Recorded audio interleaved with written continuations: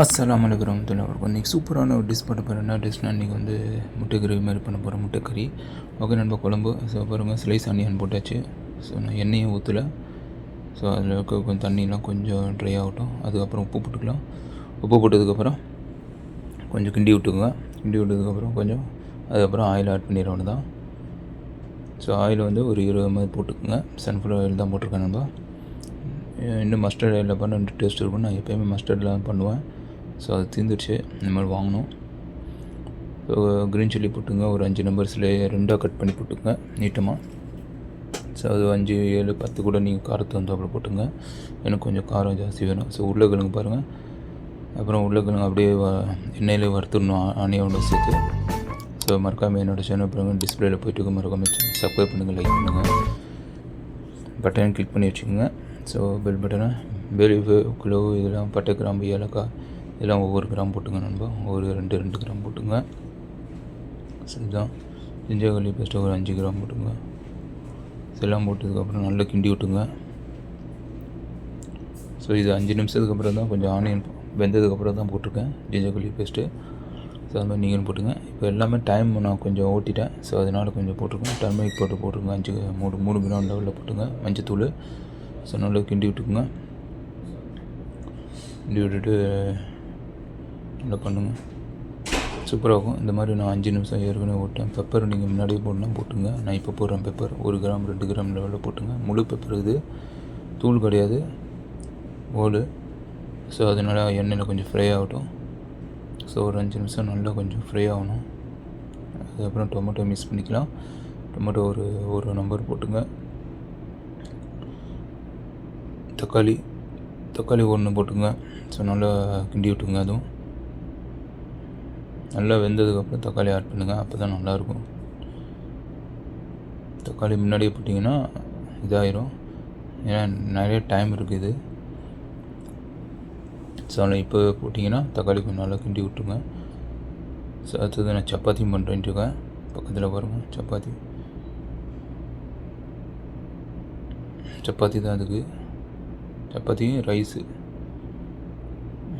Veg rice மாதிரி பண்ணியிருக்கேன். அதோடு சேர்த்து சாப்பிடுவோம். குஸ்கா எம்டி ரைஸ். ஸோ நல்லா கிண்டி விட்டுக்கலாம். ஸோ ஒரு 5 நிமிஷம் நல்லா, ஒரு 10 நிமிஷமாக நல்லா இதாகட்டும். எண்ணெயில் நல்லா வதங்கட்டும் உருளைக்கிழங்கு இதெல்லாம். அப்புறம் முடிஞ்ச சில்லி போட்டுங்க. சில்லி ஒரு பாருங்கள், சப்பாத்தி சூப்பராக நல்லா ஹோல்ஸாக சூப்பராக வந்துடுச்சு பாருங்கள். அழகாக வந்துடுச்சு. செமையாக இருக்கும் பாருங்கள். சில்லி போட்டுங்க. 5 கிராம் லெவலில் போட்டுங்க. கொஞ்சம் காரம் வேணும். ஸோ அதிகமாக போட்டுக்கிறேன். அது ஜீரா போட்டு ஒரு 5 கிராம் லெவலில் போட்டுங்க.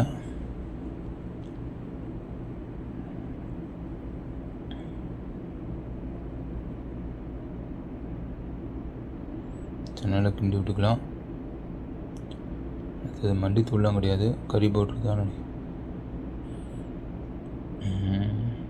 சப்பாத்தி எங்கே ரெடி பண்ணிகிட்ருக்குறேன். 2 சைடு 1 பண்ணிகிட்ருக்குறேன். செஞ்சு பாருங்கள். கிரேவி நல்லா இதாகிட்டுருக்கு. ஏன்னா மசாலா போட்டு கொஞ்சம் நல்லா ஃப்ரை ஆகணும் எண்ணெயில். அப்போ தான் கொஞ்சம் நல்லாயிருக்கும். 2-3 நிமிஷம். அதுக்கப்புறம் கறி பவுடர் போட்டு ஒரு 5 கிராம். ஸோ அதுக்கப்புறம் நல்லா எண்ணெயில் கொஞ்சம் பொரியணும். ஒரு 2-3 நிமிஷம். இந்த மசாலாவில் எண்ணெயில் நல்லா அந்த எண்ணெய் பிரிஞ்சு வர நேரத்தில் லைட்டாக தண்ணி ஊற்றி, கொஞ்சம் லைட்டாக வேணுமா லைட்டாக இப்போ கூட தண்ணி ஊற்றிக்கலாம். ஏன்னா அடி பிடிக்கும். ஸோ அதனால் லைட்டாக தண்ணி ஊற்றிக்கிறேன். ஊற்றிக்கிட்டேன். ஸோ கொஞ்சம் கிண்டி விட்டுட்டு நல்லா அந்த எண்ணெய் திரண்டு வரணும். அதுக்கப்புறம் தண்ணி ஆட் பண்ணிக்கலாம். நான் முட்டை கறி தான் வைக்கிறேன், கிரேவி இல்லை.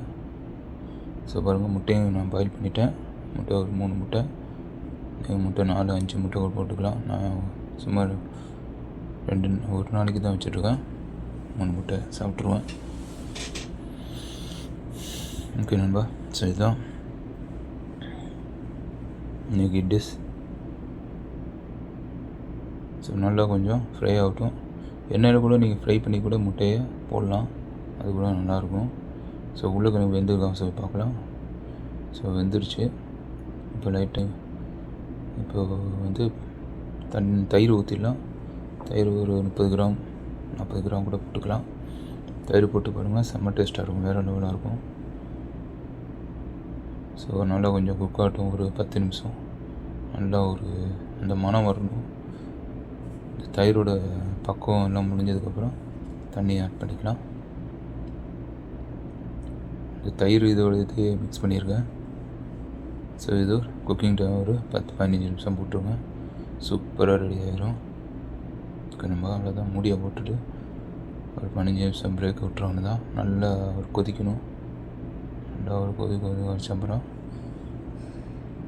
ரெடி ஆயிரும். அவ்வளோதான். ஸோ உப்பு இருக்க அந்த டைமில் கூட பார்த்துக்குங்க. ஒரு 15 நிமிஷம். ஸோ அவ்வளோதான், ரெடி ஆகிடுச்சு. நல்லா சூப்பராக ஆகிடுச்சு. கிரேவி கறி அருமையாகிடுச்சு. இது வந்து முட்டைக்கறி ஒன்லி பண்ணல.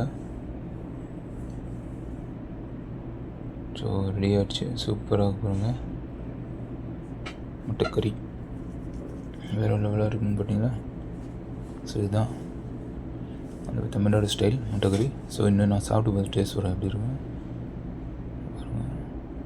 பாருங்கள். Rice, veg rice, empty rice, kuska rice சொல்லுவோம்னா அதோடு சேர்த்து சாப்பிட்றேன். நல்லாயிருக்கும். வரும் முட்டை. யாருக்கு ஒரு மஞ்சக்கரு பிடிக்கலன்னா சொல்லுங்கள். எதுக்கு மஞ்சக்கரு சாப்பிட மாட்டாங்கன்னு சொல்லுவாங்க. ஸோ மறக்காமல் நம்மளோட சேனல் அப்படியே சப்ஸ்கிரைப் பண்ணிக்கலாம். டிஸ்பிளே ஓடுது கீழே. ஸோ அப்படியே பெல் பட்டன் கிளிக் பண்ணி வச்சுக்கோங்க நண்பா. பாருங்கள். ஓகே நண்பா. ஸோ நெக்ஸ்ட் வீடியோவில் பார்க்கலாம். ஜஸாக்கல்லாஹ்.